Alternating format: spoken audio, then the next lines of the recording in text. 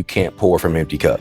I mean, you've got to take care of yourself first. You've got to, if you're the one that's going to be the leader. When I say extremely blessed, I really don't have words for it, how blessed we've been. So, we have to expand. Our customer service is phenomenal. That's why we're so busy.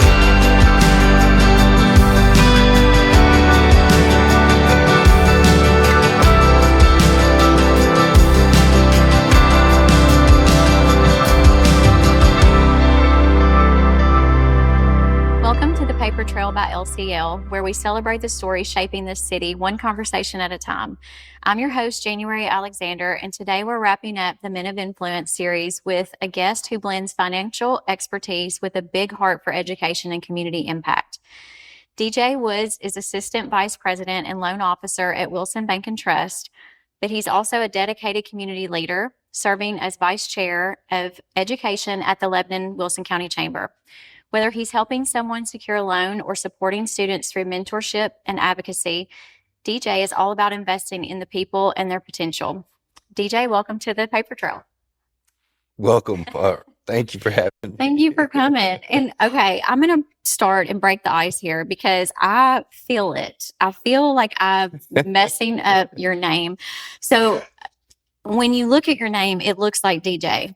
But for some reason, for like a year now, I've been secretively saying to myself, is it DeJay? DeJeay? I feel like I'm saying it wrong. Yeah, if you ask Siri, she'll probably tell you it's a DGI. Okay. But no, ma'am, my name is pronounced DeJay. Okay. So I've been, hey, DeJay, all over town, and whoops, I'm calling the wrong person. No, so I grew up in Gallatin. I grew up in Gallatin, so small town. You didn't want to be the kid getting made of from mispronouncing your name. So hey, GHS alumni right here too, Greenway. Go Greenway. Go Greenway. Yeah. My son just graduated. Yeah, my son just graduated from there a couple Fridays ago. So hey, very nice. Greenway through and through. Even though I love some Wilson County too, I still have roots in Sumner County, but love them both. I grew up on 231, right at the Bethpage, Hartsville, Castellian line, basically. So I considered all of those my hometown stomping grounds when I was in high school and driving around. So, but thank you for clearing that up, because I was like, I don't think I'm saying this right. Because when I say his name, he gives me a look. He just gives me a look like, girl, that's wrong. And so I have a unique name too. So were you ever made fun of? Did you ever feel as a kid like, man, why in the world did my mom give me this name? That's how I felt sometimes when I was little. No, I've got a saying that I say now. It's pretty good. I like it anyways. Which is, if you don't make it a big deal, they won't make it a big deal. True. So if you just, I don't mind what you call me as long as you're calling me.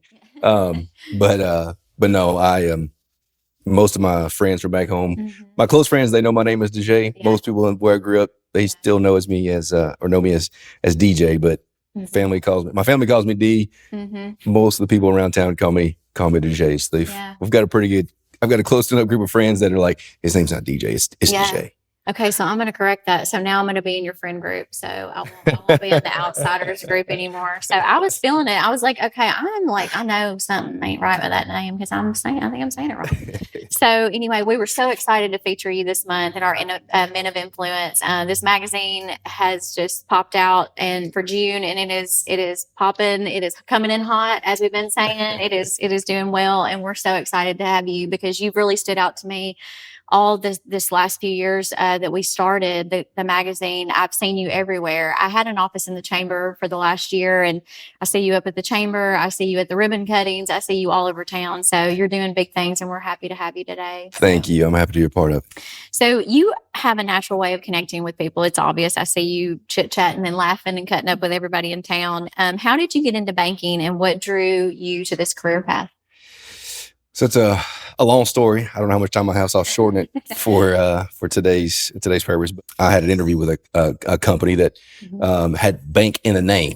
So I was like, okay, I'm going to go there, and this is my first opportunity to work for a bank. And it was not a bank; it was an insurance company. So I started that a few years out of college. Got married between then and this time frame, and between marriage and all the time and effort that went into being this insurance salesman, it was old fashioned. I traveled door to door selling insurance. And we're not talking about home and auto, like something that everybody needs or knows that they need. This was life and health for pre-retirement, post-retirement type of insurance. I got an interview with John Foster at Wilson Bank and Trust. He and a good gentleman named Gary were the first two guys I interviewed with. So anyways, I started as a long interview process. Eventually we came to an agreement on what I would do. And I started out in a program that we now call our Banker Academy program, which is an opportunity to go through every facet of the bank and learn the roles of the bank. Because the position that I applied for was a consumer lender position. The president at the time told me that he would not allow me to hand money out of the bank if I've never taken money in to the bank. You got to start as a teller, right? That's right. Yeah. So I was at Tennessee Boulevard for probably 4 or 5 months and then progressed through the back office side of things.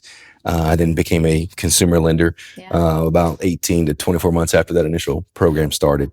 Then moved up to where I'm at today. But all that to say, my initial role, which I think kind of pairs to a question you're getting into in a minute, is that I took on a banking career because I thought I wanted to make a lot of money doing lending or whatever the job position or title held. But now what I found out, and actually someone sent me a really unique story the other day that really touched me, was that it's not so much that it's the opportunity to make money, but it's what you can do with it. That's right. What you can do with that time, what you can do with those efforts. And that's where I find myself today. Yeah. Well, I see that in your efforts anyway, because just the way you give yourself to the community and put, time is valuable. And the older you get, the more I realize that, people say it all the time about you have so many days, so many hours, so many minutes. And, whatever you give to is where you choose to put your time, whether that's family, whether that's work, whether that's, entertainment, whatever it is that you want to do, giving back.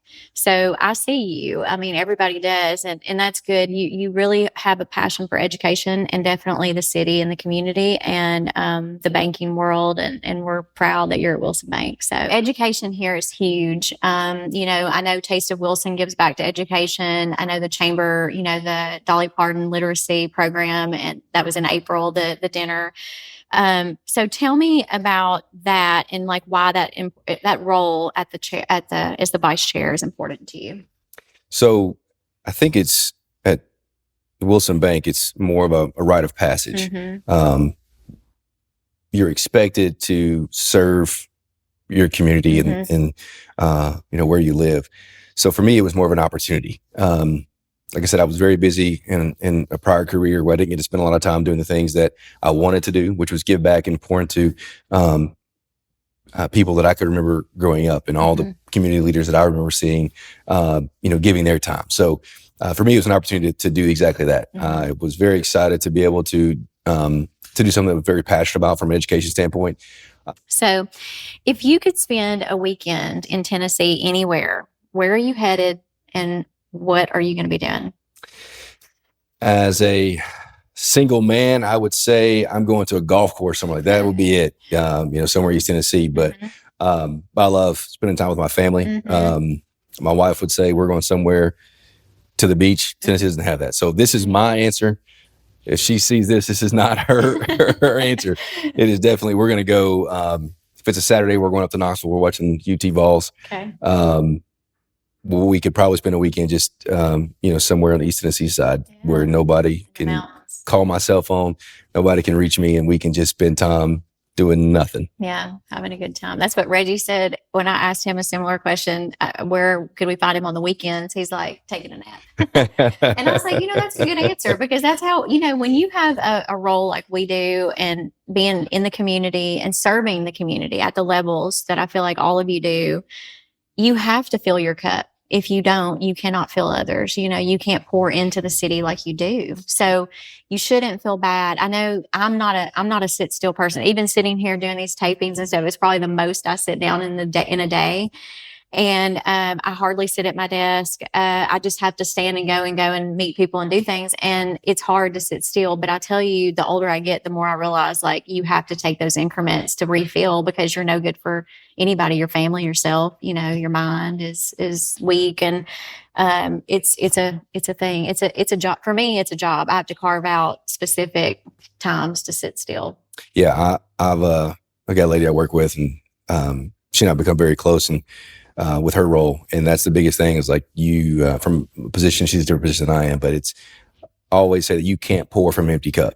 I mean, you've got to take care of yourself first. You've got to, if you're the one that's going to be the leader, I mean, you've got to have the energy to be able to pour into someone else and get them to that level. So That's right. you have to take a chance to recharge, and I feel bad about it. Agree. And you do yourself no good or no service to your partner or friend or coworker at all if you're weak and depleted, you know. And I mean, I used to think, you know, but I used to think a lot that I felt weak if I wasn't doing, you know, going and providing and doing all I could. But in reality, all I was doing was wearing myself out, you know. And then when I got home to my loved ones, you know, then I'm just like, I'm tired and I don't want to do this, you know, I don't want to talk tonight. And that's no good. So that's good for you. So that would be a great trip. I love the East. I love all of Tennessee. I was born, you know, here and just love it all. We're lucky to have so many great places. So that I love Knoxville too. What's a quote or life motto that really speaks to you and keeps you centered? So I'll take it back to when I started the bank. At the time, this was the bank hadn't shown a lot of growth. It'd been around for a while. And I would always hear folks internally say, you know, get used to, you know, whatever position you get used to being there for essentially forever. So I would hear that and not really resonate with me. And then, but on one of the very first interviews, Gary, long time employee of the bank and chief credit officer, one of the very first meetings, he sat down with me and he said to be content, but not complacent. Oh yeah. So I live that as a life model. Like to my thing is to enjoy where you're at, enjoy this season of life, enjoy the climb. As I tell my wife, we're enjoying the climb. It's going to be a struggle. Like we're going to grab for a rock. It's going to slip, but enjoy where you're at. Because once you get to that peak, it may be more of a crest than anything. It's what's that next one, but enjoy, you know, take a time to look around and enjoy where you're at in life. So that's the biggest thing that, for anyone, get the opportunity to, within the bank. Yeah. Through that academy program that we have now. A lot of times I get to have some of those that come to the classroom sit with me for a day. That's the first thing that I tell them is to be, whether it's with the bank or if you decide to go somewhere else, be content, but not complacent. Enjoy where you're at, enjoy, bloom where you're planted. I've heard it be put. So that's a good way. I had one of the leading ladies of Lebanon said to us recently that she's kind of a similar thing that she said she always tells herself to, you know, if I'm like, be where you are in that moment. So if I'm with my kids, I'm with my kids. If I'm with my husband, I'm with my husband. If I'm, you know, at work, I'm at work.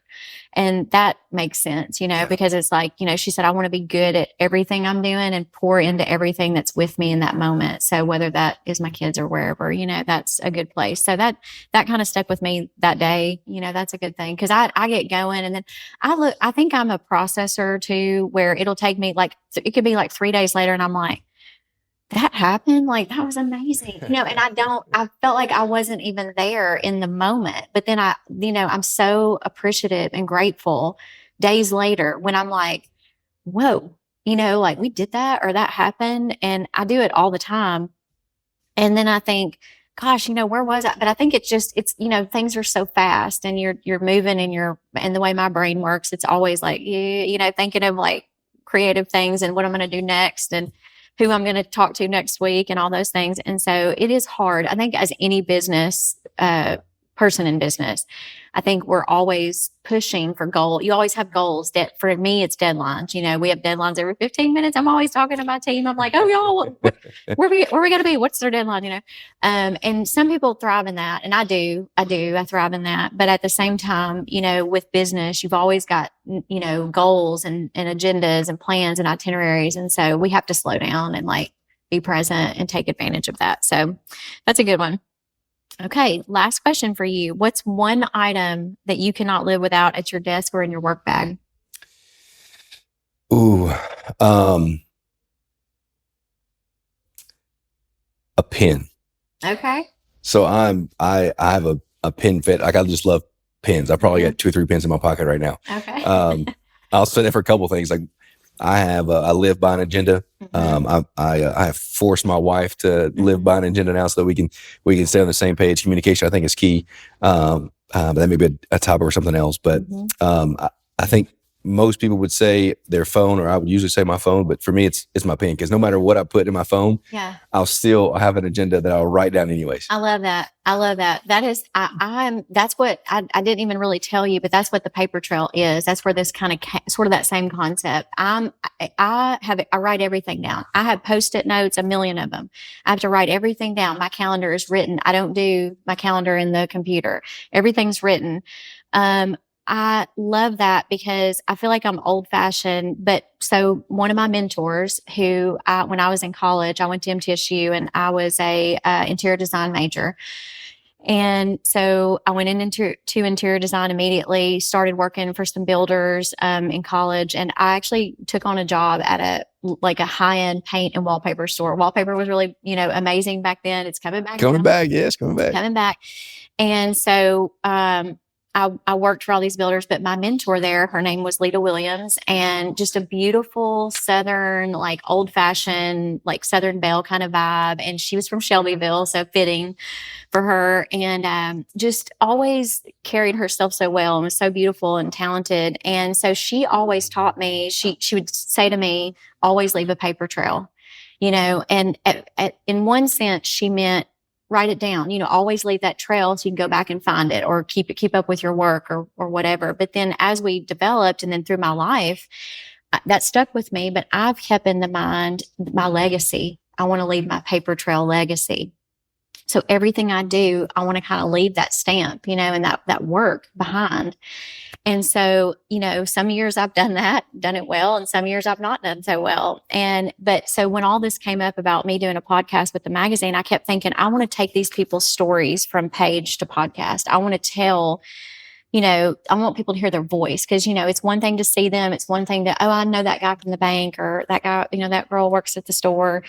But I want them to hear you and like get to know you and see you as a person, not just a picture. So, when I started debating on what am I going to name it, that instantly came to mind. It was like the paper trail, because it, not only are we working with paper with the magazine, but we can take those words from paper, from magazine to mic, basically, and to show that and carry our stories, and then hopefully leave a trail, that will leave a legacy here in Lebanon. So that's cool. So I love that. That's awesome. That's very unique. You talk about leaving a legacy, and being able to put a voice with the face that you see in the magazine, and living in the moment. I got to talk about a moment that I lived in here recently. Yeah. I think most people see, I consider myself rather tall, maybe a large guy to most people, but I'm a big softy, especially when it comes to my baby girl, my kiddos. Yeah. So she was at what was it? The talent show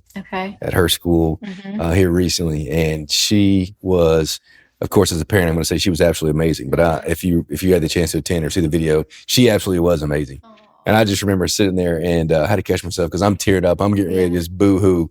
But I don't want any of you guys sitting next to him like, look at this big old guy over here just crying. But living in the moment, leaving that paper trail, I think that's very unique. That's awesome. Great story. Yeah, no, that's good. I think we're all of us, or that I'm working with, and that we're trying to tell your stories. I think we're all leaving paper trails, and I think that's what Lebanon's about. Is who we are and what we do and what we are passionate about. So, okay, so DeJeay. Yes, I got it right. Thank you for sharing your story today. And thank you for your work that you're doing to support families and futures in this community. Your leadership, your passion, and presence are making an impact. We are proud to honor you this month in our men's issue of one of our men of influence. You've done an outstanding job for the community. And so we thank you today for listening. We hope you will continue to follow along the paper trail. You can find us on Spotify, Apple, and YouTube, and just click that button and follow along and listen to all of our friends as we develop all of these stories through the community. And until then, keep following the paper trail.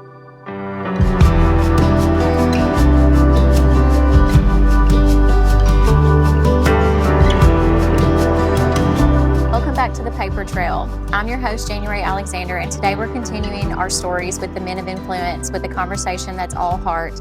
Corey McDonald, owner and pharmacist at Buckeye Drugs, is more than just a trusted healthcare provider. He's a hometown hero in every sense.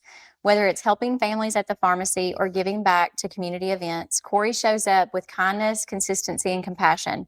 His story is rooted in family, mentorship, and a passion for people. And I've personally seen him all over town quietly paying it forward, and sometimes not so quietly. Today, we're honored to shine a light on this man behind the white coat. Corey, welcome to the Paper Trail. Thank you. I'm excited to be here, January. Thank you for coming. Yes, ma'am. Let's take it back a little bit to Okay. your roots. You told this story when we had our lunch and learn back in January for our health and wellness issue, which was a great day that we got to showcase you and have you on a panel. Tell us a little bit about your roots and who were your mentors or family members who first inspired you to become a pharmacist?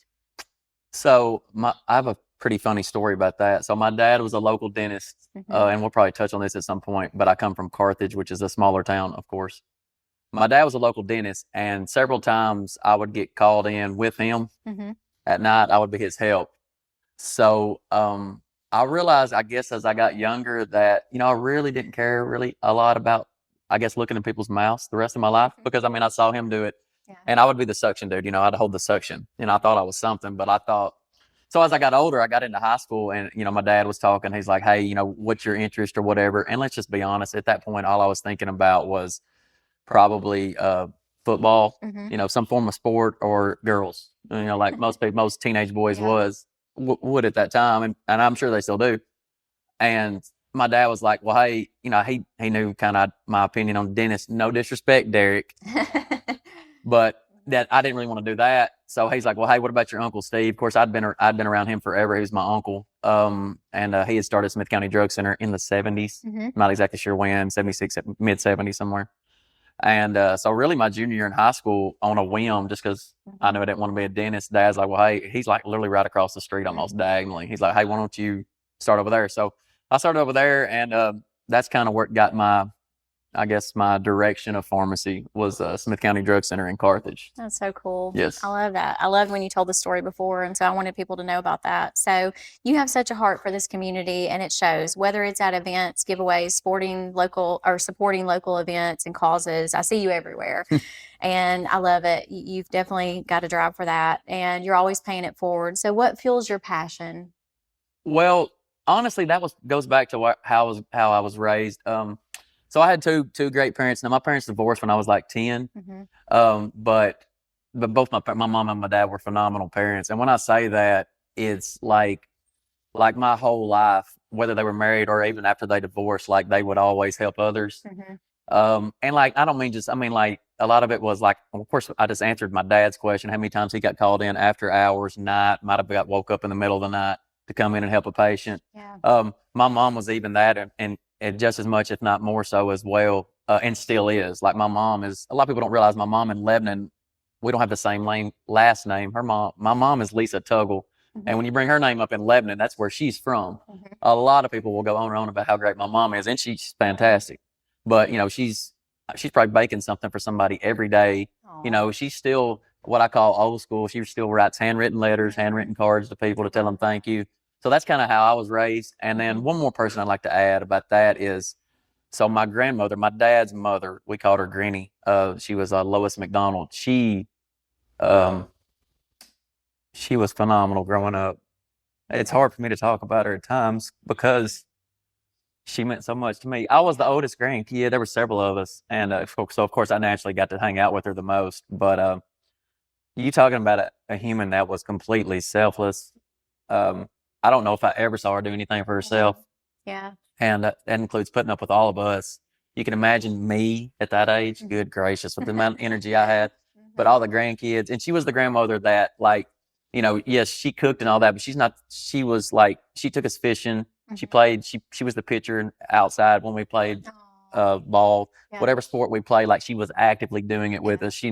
She never sat down. I never saw her do anything for herself. So I guess when you kind of grow up in that environment, you just kind of want to pay it forward, like you said. Like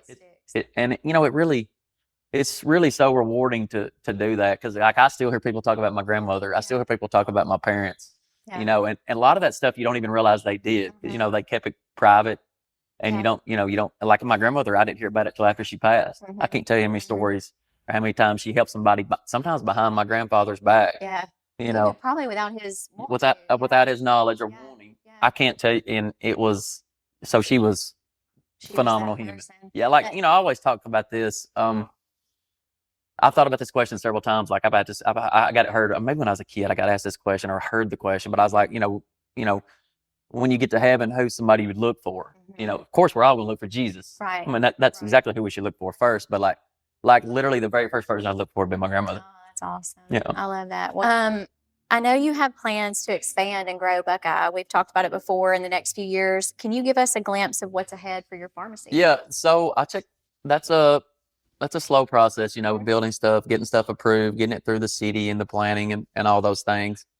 So obviously that's a process. So you have to be patient, which I feel like I have been. Yeah. But so like in December of 23, I bought the lot that they've cleared off, the spare lot right beside Buckeye Drugs, which Buckeye Drugs has been in that old strip mall since its existence, since 1973. And from what I was told before that, it was a pharmacy. So it's always been a pharmacy in that older building, I think, old strip mall, whatever you want to call it. I think it was Village Drugs before that, and I'm not sure how long it was that. But it's been a pharmacy, I think, since the 50s. And it's literally, that's what it's been the entire time. What I'm about to walk back into has been there. It's been a pharmacy the entire time. It's never been like anything else but a pharmacy in that part of the building. Obviously, we've been when I say extremely blessed, I really don't have words for it. How blessed we've been. So we have to, we have to expand. We're very limited with our customer service is phenomenal. That's why we're so busy. I could sit here and brag on my staff all day and it wouldn't do them justice. But, it's an older building, it's an older parking lot, and we don't have a drive-through and all those things, all these necessities you really need are customer service related things. So with that being said, yes, the most recent update I got was we'll probably 60 to 90 days, you'll actually actively start seeing a building going up or started at least the site prep. It's going to be a 2-story building. It's going to be, very nice, very large. My staff won't be stepping on top of each other. So the bottom floor is going to be an entire pharmacy, and it's going to be really big. So it's going to, I say that we need room, and we've got a lot of stuff planned. So the pharmacy is going to be the entire bottom floor, and the top floor is going to be, honestly, it could be something like we're sitting in right now. Something space that we'll lease. It's possible that Buckeyes or me might keep maybe the back corner for something I want to do pharmacy related. But that's going to be a really big deal. I'm sure we'll talk then for sure. Magazine, while we're here, because that will be a huge deal, especially something going in. It's going to be really nice. Something going in on right off the square on that side of town. It will be a nice freshener up, I guess. I love that. So, all right, I got a fun one. What's one thing people may not know about you? Something that may surprise them. So like we talked about a little bit, I could probably say several things here. A couple of things, like I'm from a small town in Carthage. I think most people know that. But I guess you didn't know this when we talked about this off air, but like I really grew up on a little 9-hole golf course to an extent. And I say that because it kind of ties in my family, my grandmother and all those, and my grandfather as well. But, a lot of people here probably wouldn't know that. It was called Green Hills Country Club. It was, my parents and my grandparents, bought it when I was like 4 years old. So like I literally took naps in my grandmother's office in the back there, right behind the cash register. But, I say that because that's kind of where all this kind of ties into. You kind of become who you are. Like, where did you become who you were? Yeah. Well, like I literally, if I wasn't in school, at this, when you're 4, you're not, I was literally at this 9-hole golf course, in Riddleton, Dixon Springs area in Carthage, literally all day. I would be there all day. And like, of course I grew up there. So, yes, of course, at that age, when I was a young kid, I could really play golf. Of course, how could I not? I'm there all the time. But like, when I say that, that's where my work ethic began. That's really where I saw, work ethic and character. I got to hang out with my grandmother, and honestly, I don't know if there would be any better model in the world to hang out than my grandmother at that time anyways, because we talked about her earlier, just a true selfless human. But like, that's where, like, a lot of people don't realize that's where I learned like how to weed eat. I was raking sand traps when the rake was twice as big as me. I'd have to hold it at the very bottom and raking the sand traps as like we were getting the course prepared. My grandfather, like, I didn't get to speak on him, but he was kind of old school. I mean, like, very by the book, old school, black and white, not much gray area. But honestly, that mentality, they did a phenomenal job keeping that course. Like, people would still talk about how nice that course was in just a little 9-hole course in Carthage to this day. But honestly, some of my best memories, if not ever, are like a Memorial Day, July 4th, or Labor Day. We would have a tournament. We'd have to get there. I'm serious. Me and my dad would get there at 4 a.m. Of course, it's pitch dark. He would jump on a tractor because my dad's a dentist, but he's closed on these holidays. He would jump on a tractor to get the course ready. So he's getting the fairways ready, and like literally it's pitch dark.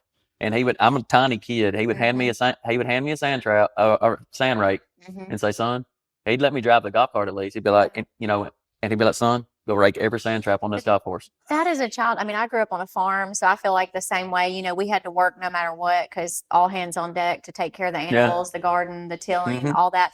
And I mean, I just feel like it's such good value teachers as a kid. It was great, I mean, you hated it someday. I remember my dad waking me up 6 o'clock in the morning saying, cows out, we got to go. And I'm like, no. Yeah, I never had to do that. Yeah. No. But looking back now, I'm like, my dad and mom had 4 girls and they raised us all like boys. I can back a trailer. I can haul a tractor. I can do whatever I got to do, run a tractor.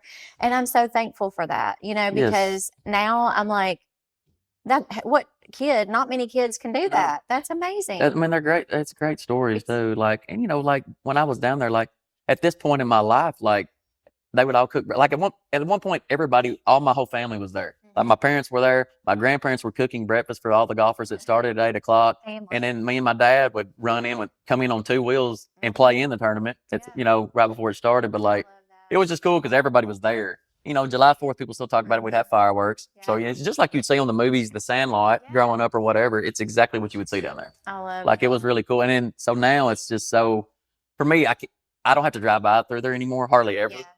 So, but if I did, it's a tearjerker for me because it's not existent anymore. Yeah, it was so much of your childhood, and that's beautiful, very beautiful. Thank you for sharing that. Yeah. I had no idea. I'm glad I got that information.